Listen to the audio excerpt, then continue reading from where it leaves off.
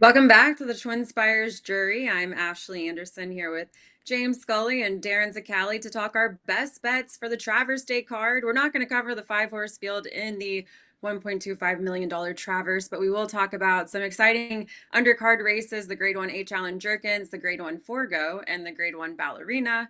Darin will go over our promos and tournaments, and then we'll do our rapid fire fades. As always, or at least in our last three shows, that's the format. So let's start things off with the Grade 1 H. Allen Jerkens. It's race 10, 3-year-olds racing 7 furlongs on the main track, post time 4:22 p.m. Eastern time. Darin, I'll start with you. How do you see this playing out? Yeah, one of the better races of the card. In fact, the three races leading up to the Travers are all fantastic betting races.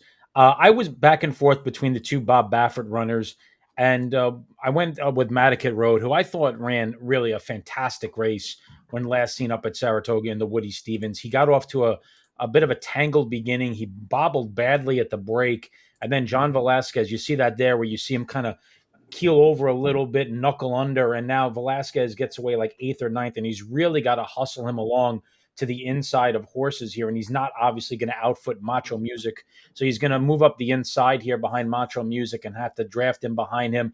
I thought it was just a bit of a disadvantageous spot to be in. This is not a good spot for a horse to be in, second pressing from the inside, so Velasquez is going to have to back him off and then chase him around the racetrack, and when they get to the top of the stretch, he's still got plenty of run left. And I thought this was a really encouraging performance for a horse that faced some adversity. He's shown now that he can run well over the racetrack. It was a muddy track that day, but he's a proven commodity over fast surfaces as well. And I just thought Patch Adams in this race got a really good trip, whereas Madaket Road probably had to do a lot of work here, chasing loose speed, which is always a tough spot to be in, especially when you break poorly. So as they come to the top of the stretch here, he's got a lot of horse left. It's just Patch Adams really got a good trip sitting 3 wide on the outside, tries to draw alongside, and these two kind of kick away from the rest of the field together.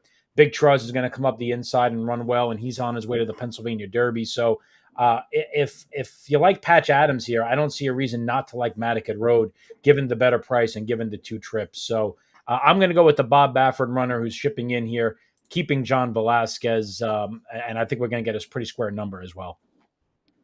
James, what about you? Well, I respect Patch Adams, but I don't like the rail draw with him. In that Woody Stevens, where they went 22 and then 44-2, not only did Madigan Road not really break well, but Macho Music didn't break well. I'm thinking that some of the true speed in this race, barring a bad break, it's going to be a supercharged pace. This Midland Money, the other Baffert runner, Darin referenced him having two in the field, is just an infusion of pure speed from the gate. I mean, not only did he go wire to wire last time in blistering fractions, but he came back and worked a 46 and one bullet work over the main track at Saratoga. He's geared for speed. The way I see it is I see four horses of the eight runners that are need the lead types. The other three, Patch Adams, Barnes, and Madigan Road, I think are going to be pushing an extremely taxing middle second quarter mile. I look for them to go fast early, fast in the middle. They get to the top of the stretch. I'm looking for that conveyor belt to drop out of the air. And for number 4, Chancer McPatrick to hop on board and roll by the field in the stretch.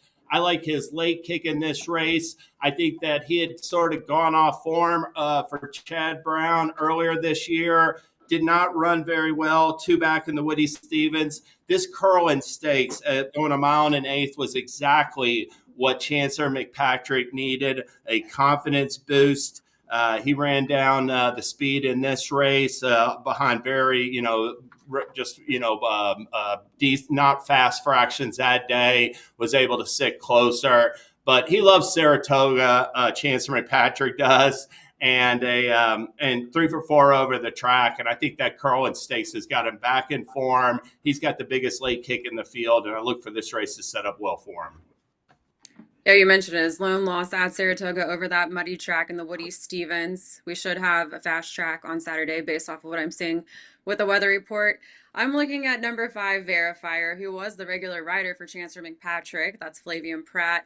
Verifier is going to be going toward the front, but I'm hoping for a stalking trip, which we saw last out in the Max field. He is 3 for 3, and he's done everything right so far. Won his debut by 6 1/4 lengths. You're watching this stakes win here where he beat Smokin' Wicked by 2 3/4 lengths. And Smokin' Wicked also in this field for the Alan Jerkens. He won the Amsterdam going away by more than 5 lengths. So looking at a key race for the Max field, and I'm hoping that we see another step forward with Verifier. His numbers have improved every start, a 93 on debut, a 97 in a second start, and then a 104 last out in the Max field. So I'm going to stick with the hot horse here, but of course, 4-1 is not the best price for a horse trying graded stakes company for the first time, but I have really liked this horse since I saw him at Colonial. I'll play him at 4-1. The Maxfield was the first stakes win for Raging Torrent last year. So that race has produced some I like that race. I thought that was a good race again this year. And Verifier, boy, a real exciting prospect. So I guess we're all going against Patch Adams. He certainly looks tough, but I mean, you mentioned it, James, his draw on the rail. And there's a lot of speed. You talked about Midland Money. Who else? You said there are 4 need the lead type. So I guess I'm just Verifier in there. Yeah, Verifier is potentially, you've got the Smokin' Wicked who didn't make the lead last time, whereas Captain Cook did. I mean, that horse has just really been geared for speed in his last 2, Captain Cook.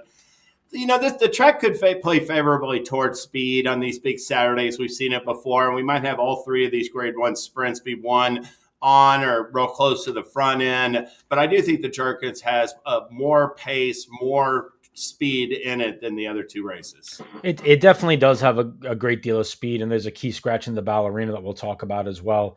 That's why I like Madaket Road, because he's won races from off the pace in the past. I don't think by any stretch sprinting he's a need the lead type. And the outside draw, I think, is going to play very well for John Velasquez, where he can kind of take a peek over. And if he has to use a little speed early to get to a spot, he can. If he wants to just kind of sit back and wait, I think he could do that as well. Whereas some of the others in here, like James mentioned, are just going to be full-blown send.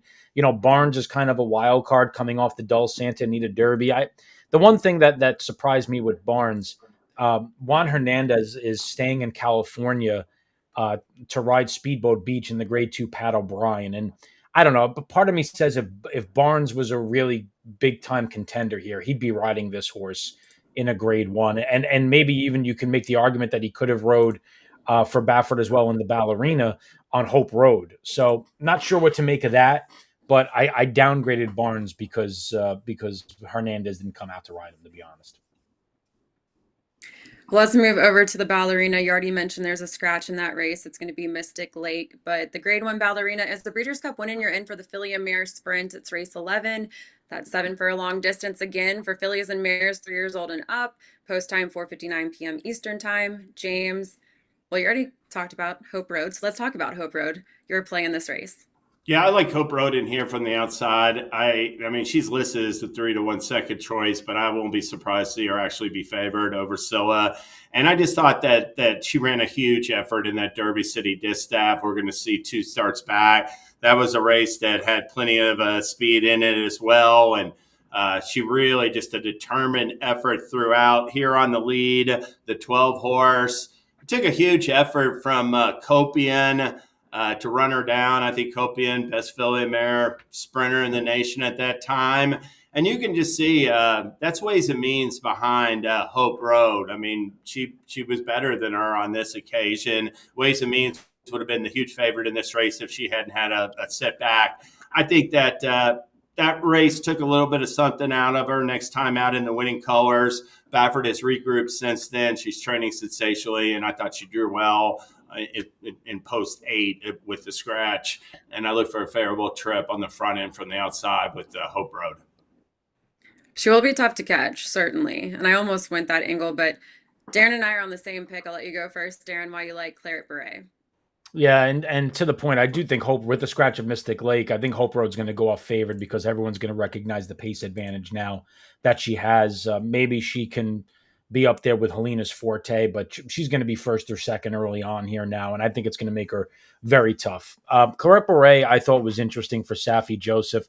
I really liked her race in the Grade 2 Chicago, where she was a very good second behind Vava, and you're getting a look at that here. She was 10-1 this day. This is her drawing alongside Vava, and these two are basically going to hook up for the length of the stretch. And look, admittedly, Claret Beret just cannot get by. I suppose that's a slight knock, but Vava is a very good horse. And this is Zeitlos, who's closing to be third, who's going to be a player in this race as well.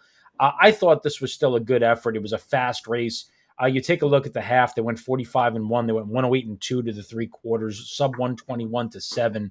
So I thought this was a really impressive performance for her first time in graded stakes company. And when you take a look at her form, if you just ignore the early career turf tries, her one lone dirt try last year as a 3-year-old mixed in with those turf races was a very impressive race. She comes out of that. She wins back-to-back 7 furlong races by nearly 13 combined lengths. Then she catches a muddy track. They try stretching her out, going a mile and a 16th at Oakland. She's got one good race and one that she didn't run well. And then they cut back to the one turns, and she ran 2 monster races there. So I just think this is what this filly has wanted to do the whole time. And when she gets what she wants to do, she never runs badly. And you're going to get 6-1 here. She's got enough tactical speed to lay close. I think Irad's going to put her in a good spot. There's just a lot of positive angles here with a horse that's going to offer 5-6-1, I think. Yeah. Piggybacking off of what you've said already, I feel like Safi Joseph has really turned this horse into a whole nother level. You had a 106% speed figure in the first start, after transferring to Safi's barn. That was racing at a mile than the 7 furlongs that we just talked about, where she finished 3/4 of a length off of Vava. And again, we have mentioned with the scratch, the pace scenario could be a little bit different with, Hope Road maybe having an easy lead and going all the way. But I think that the 5 can sit a little bit off the early speed and has a good chance still, even though we won't have necessarily another horse pushing Hope Road. But I like Claret Beret with the value, and there's another horse that actually is the morning line favorite, Scylla, who has a similar run style but is on a long losing streak. That was going to be my fade of the week and still is my top fade of the week at 5-2 for Bill Mott. Just the fact that this horse hasn't been able to get to the winner's circle in a while. So I'm going to take the value with the 6-1, but I think Hope Road looks like she's in a good spot here too. And I'll say in Claret Baret's defense about the last race, I mean, Bob, I believe, is now 4 for 5 at Churchill. She's run her biggest races of her career, arguably, under the TwinSpires, and it took a big effort to beat Claret Beret that day. I think it's Beret. Or Beret, sorry. Like a hat, yeah. To me, she just really needed that race from a class perspective. I'm a little bit leery of trusting fast races over lesser competition when you're stepping up to the graded stakes level. I thought the Chicago was a big effort that she's eligible to keep progressing upon. Yeah, in regards to Scylla, I think she's a stone cold play against at 5-2. She's just not as good as she was last year when she ran second in this race behind Society, who went wire to wire that day. And the biggest concern that I have with Scylla is that she has completely lost all of her early speed. Not to say that she was ever a full-blown speedball, but she's lost all of her tactical speed this year, and it has produced races that have been subpar for her. So I don't think she's going off favored in here. If she does, she won't be on any of my tickets, especially the horizontal exotic. She would be a play against for me. And then quickly, just want to give a shout out to a really cool horse in the race, Majestic Oops, who you could have claimed for $12,500 in February of 2024 out at Santa Anita. And she has just gotten better and better and better at age 5 and is now grade 3 placed and now appears here in a grade 1 event. Would be one of the best stories in racing if Majestic Oops could pull off an upset here. Just a really cool horse who's started at the bottom and worked her way all the way up to the top. Let's close out with the grade 1 Forego, a Breeders' Cup win, and you're in for the Breeders' Cup Sprint. This is race 12. Again, a 7 furlong sprint. This is for older horses, 5:36 p.m. Eastern time. Darin, who do you see winning this race? I admit this is a bit of a wild pick, but this race, I feel, is loaded with early speed. The inside 2 horses are not necessarily as quick as some of the others in here, but they want to go forward and they've drawn to the inside. I don't see how Most Wanted or Bishop's Bay could possibly take back in this race. And then when you take a look at the other speeds, Mulligan's going to go forward. Hold My Bourbon is a horse that likes to go forward as well. I just see that this is going to line up like 4 or 5 horses across the track. And I went with Crazy Mason at a huge number. I thought the Bing Crosby was a really weird place to run this horse. I didn't understand, unless they were just trying to send him out there to see how he ran at Del Mar and get a gauge for the Breeders' Cup at 6 furlongs. I think he's better 6.5 and 7 than he is at 6. And I think he could get a setup like he did in the Carter. Granted, this is a much better field. But when he gets his setup, he does come running. And I think the 7 furlong coming out of that long shoot at Saratoga is going to kind of mimic what he did in the Carter. That's him already last year in the Carter coming out of that shoot onto the main track here. They do go fast up front. He's allowed to just kind of settle into his stride here and let everybody just kind of go gangbusters up front. And then he just picks them all up in the stretch and blows by them. And I'm looking for something similar here. So, for me, it's a return to 7 furlongs. It's a return to the East Coast. And it's a race that I think has got a lot of horses that are going to be prominent early on and are legitimate win players as well that want to be mixing it up early. So I am going to look for Crazy Mason to take advantage of a lively pace scenario, much like he did here in the Carter guys, and hopefully pull off what is a pretty big upset at a square number. I like it. I looked at Crazy Mason, gave a long look to this horse as well, and talking about the Carter, that was over a fast track. You can maybe draw a line through the True North with it being the sloppy track, and he did finish behind Bookham Dano and Mulligan that day, but I think it will be a hot pace and potentially set up well for this good price that you picked out at 10-1. James, who's your top play? Well, Mulligan's winless since last year's Forego, and while the 7 furlong distance looks like a good fit, I'm a little bit concerned. I thought that last race, as opposed to the True North, he gave way pretty readily to Bookham Dano in the stretch. I just don't know if Bookham Dano could keep stringing together these massive efforts. I like number 1, Most Wanted. I think he has more speed than his stablemate Bishop's Bay to his outside, who prefers to be like up close stalking anyway. And he's a colt Most Wanted who didn't make his career debut until 14 months ago. And he won his first 4 starts by about 2 lengths. Each time it was just a narrow victory. A couple of them, that nose win in the Ellis Park Derby over Not This Boy, and then the Oklahoma Derby victory over EJ Won the Cup. Yeah, those were stakes wins, but they weren't the prettiest performances. I think he's taken his game to another level as a 4-year-old. Skippy Lawn Stocking loves Charlestown and Tampa, the challenger. He ran second to him. He ran a good second to Fierceness when Fierceness set a track record in the Aishiba. And then this race last time was exactly what I wanted to see in his 8th career start. These rivals had no business sticking around with him in the stretch, and he drew off and won comfortably. Granted, he's got a break from the rail, but he's just been training sensationally for Brad Cox at Churchill in the interim since that last start. And if he breaks running, I think I like his chances on the front end. Number 1, Most Wanted. Yeah, I like him a lot as a racehorse. And if you gave me a future bet in the Breeders' Cup Dirt Mile, I might bet Most Wanted, to be honest with you. I just really have a hard time believing he's going to take this field wire to wire from the rail. I just think there's too much pace pressure. And that's my main concern with him. I think he's very talented. I agree. I think he's quicker than Bishop's Bay.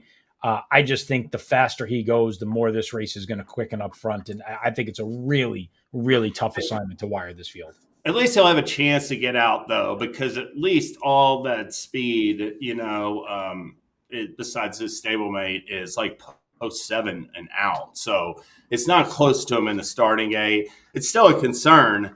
But I went back and watched some of his races, and he really hasn't been a slow, tardy breaker in previous starts. So I'm optimistic. These horses, we've seen some good dirt milers cut back to 7 furlongs, most notably Cody's Wish. And, I'm not too worried. I think the cutback, if he breaks, will be no issue. Well, I'll talk about a stablemate, and I feel like this was the most difficult race for me. I did go back and forth on Most Wanted and Bishop's Bay, but I ultimately landed on Bishop's Bay. Both of these horses are cutting back to a sprint distance for the first time in several starts, and they both handled the sprint distance very well when they were breaking their maiden. But I decided that Bishop's Bay to me had a little bit better of a shot. And you're talking about, both are similar run styles. I'm going to go to the front, but I do think Bishop's Bay has shown that versatility that maybe he does sit off the early speed. And Irad Ortiz Jr. is aboard, picking up the mount. Flavien Prat, again, was previously on Bishop's Bay, but he's going to be riding for his friend Rudy Broussais aboard Mulliken, who is the defending champ in this race. But Bishop's Bay, again, getting Irad Ortiz Jr., that is obviously no negative, and that is a rider who's actually doing a little bit better than Flavien at Saratoga currently, just barely. So I went with the horse who's 4 for 5 right now as a 5-year-old, has really, I thought, come on as a 5-year-old and on a 4-win streak, has been racing longer, as we've talked about, raced at a mile last 2 starts, and that was over off tracks. I feel like this horse maybe does even better over off tracks, but still does pretty well on fast tracks. So yeah, I'm gonna go with Irad and Bishop's Bay here. But I feel like either Brad Cox looked really good to me, and I just wanted to try to play against those heavy favorites. Certainly a heavy favorite in Bookham Dano, but also I think Mulliken, I don't know, maybe we'll see something around 7-2 actually, because like you've talked about, James last couple starts going up against Bookham Dano hasn't looked his best, and I'm sure more people would back Bookham Dano at the windows for that reason. Any other Yep. thoughts on this race before we move on to promos? I will say in regards to Bishop's Bay, I think one of the cool angles for him is that he has beaten. Well, he beat last time out Surface to Air. Surface to Right. Air Yeah. came out of that race and beat Just a Touch in the Monmouth Cup, and then he beat First Mission in the Island. I think both those horses were 1-5 in each of those races and have been Grade 1 caliber horses this year. So I think that's definitely a feather in Bishop Bay's cap. And if he could work out a stalking trip off of his stablemate to the inside, I do like the fact that he's drawn outside of Most Wanted. If he was inside of Most Yeah. Wanted, I would be much more concerned. But look, there's like 6 horses in this race that if they won, they wouldn't surprise me. So it is a very difficult race for sure. And Irad Ortiz is having a much better meet this year than Pratt. Last year it was reversed, but Yeah, that's true. yeah. Let's talk promos and tournaments before our fades of the week. Darin, what do we have going on at TwinSpires? Yeah, a lot of cool stuff on the promotion side of things. We do have that summer money back that encompasses some of the best racing all weekend long. So be sure to opt in there. Check out which races have been selected, and you can bet those with a little bit more confidence. Know that if your horse runs second or third, you get your money back up to $10.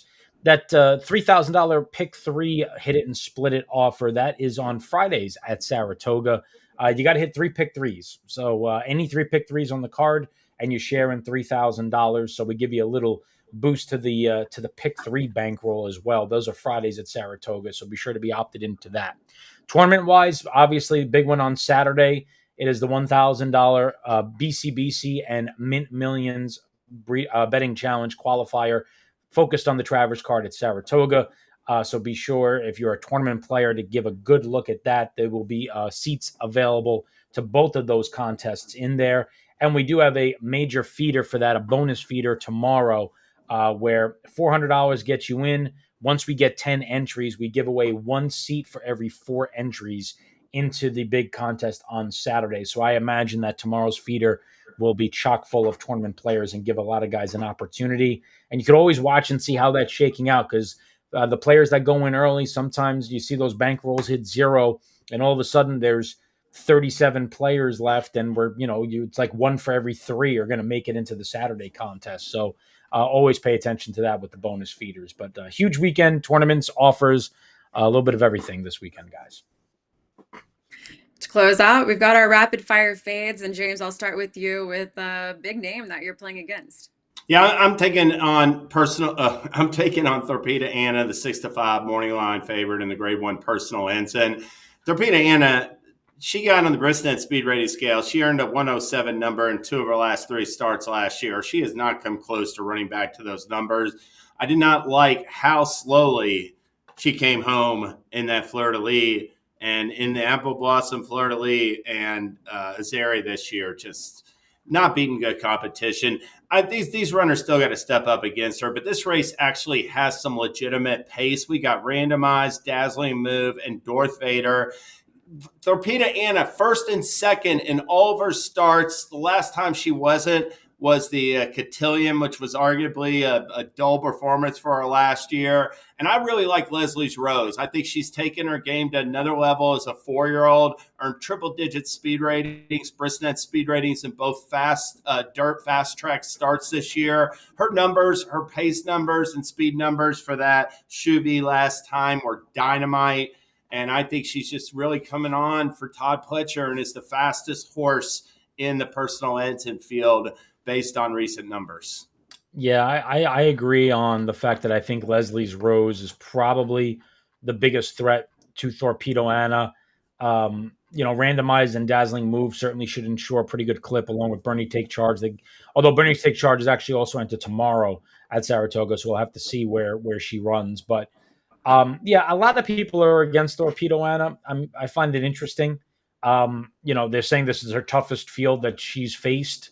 I mean, maybe that's true. I mean, but she's run against several of these in the past. I understand why people are trying to beat her. She's the same in terms of her speed figures this year as last year, and you could argue maybe a little bit slower. I'm just not too enamored with the older filly and mare division and don't think there's a world of talent alongside her, which is why I think it's played to her benefit, and I think she's going to be tough regardless. But I get taking a stab against her. I mean, my major fade is going to come in an allowance event early in the card, race number 2, which is a mile and 3/16 over the turf course up there at Saratoga, the Mellon Turf. Crystal Quest for me is a fade. She was second last time out. He's a out the back closer, just drop back and make one late run, and is always at the mercy of pace and trip. And I'm just at a short price. I'm just going to bet that he's not going to get that. When you take a look at the races that he's won in his life, he won a maiden optional claimer at Gulfstream Park. His other 3 wins are all against Florida breds. He's never won a race other than that maiden optional claimer against Open Company. And this field is tough. And there's horses that are going to get better trips than he is, like Vesting, who's a quality horse. I think Kerry Brion's horse, Bayus, is an interesting runner in here. Early Adopter is a closer who's dropping out of significantly tougher races as well. I just think there's other avenues to go than taking the favorite here. So Crystal Quest is a fade for me. I'm also fading Magnitude, by the way, in the Travers. He won't be on any of my tickets. I think he's the most overhyped, worst 2-to-1 shot you will ever see in a Travers. Oh my gosh, it's a graveyard of favorites. I'm not saying Sovereignty has to win. I'm not saying Sovereignty has to win. What I'm saying is a horse like Strategic Focus at 7-to-1 is a much better bet than Magnitude at 2-to-1. He freaked in a Risen Star in February at 40-to-1, and then he beat a glorified allowance field in the Iowa Derby. And now all of a sudden he's supposed to jump out from 8.5 furlongs to 1.25 miles. But he ran back to the number. The competition at 1 mile and 16th. At a mile and 16th. Now he's going to hold off the best 10 furlong horse in the country, who blows by everybody like they're tied to a post in the stretch. Come on. This is such low-hanging fruit to bet this horse at 2-to-1. I would venture to say I would bet he's off the board before he wins the Travers. Wow. Well, if he runs like he did the Risen Star, do we think is Bracket Buster going to be right there with Magnitude, or you think Somebody's Magnitude just Strategic goes way Focus out there? Has the speed. I think it was really fortuitous for Magnitude to draw the inside of Bracket Buster, because I do think he's quicker than that rival, but he didn't necessarily want to have to cross over in front of him. So I thought that was advantageous for him in that short field to get the rail and not have to worry about any potential issues there. But the thing of it is, like, when you take a look at this field, it is a complete misnomer that this is a paceless race, that this horse is just going to go out by 3 and wire the field. All of these other horses in this race have tactical speed that they can use, including Sovereignty. And he's had to do that. That's true. He's had to do that the last 2 races against Journalism and Baeza, and it didn't matter. He still won. So why is Magnitude all of a sudden supposed to be the one that he can't go by when he's blown by Journalism like he's tied to a post twice. And I by just think Magnitude still has the potential to get away with moderate splits in this race. And I mean, if those numbers are real, and he just came to hand 2 starts back, and he's backed it up figure wise, then you can make the argument based upon speed figure analysis that he's like going to keep moving forward, Darin. That's a good sign.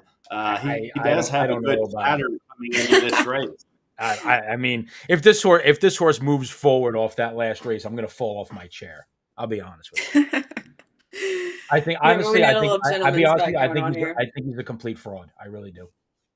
And here I thought we weren't going to talk much about the 5-horse field in the Travers, but there's plenty of debate, and we'll find out Saturday. But I will quickly go over my fade, and I already talked about Scylla. I will just mention, because we do have a graphic, but in the Ballerina, I feel like this horse we already talked about. The losing streak, also 0 for 3 as a 5-year-old, 0 for 3 at Saratoga. Never won it. 4 tries from 7 furlongs, and 4 of her 5 career wins have come at a mile or farther. And I've already told you I like Claret. I also think Hope Road is a better chance, but probably will be the favorite in this race. And quickly, I'll give you a bonus one since we already talked about the Ballerina. In race 4, a 6 furlong maiden special weight for New York breds. I will play against number 10, America's Back, at 2-1. This is Mike Maker, 3-year-old, 0 for 5 with 3 runner-up finishes, and looked kind of flat in some of those stretch runs and a few of those starts. And looks like this is a horse that likes to go to the front, breaking from the outside post. I'd rather take a shot with a different horse here. I like keeping it real at 5-2 for Chad Brown, adding blinkers and cutting back in distance. And you get a coupled entry with Alzero, who's going from 7 furlongs to 6 and barely missed 2 back at that distance. So I will play against this short-priced maiden who has not gotten the job done from 5 tries. And that is my fade in addition to Scylla for this week. All right. Well, I think we've probably gone over our time. Oh, there we go. That was your sign. Get out. That's all for us today. We will see you next Thursday.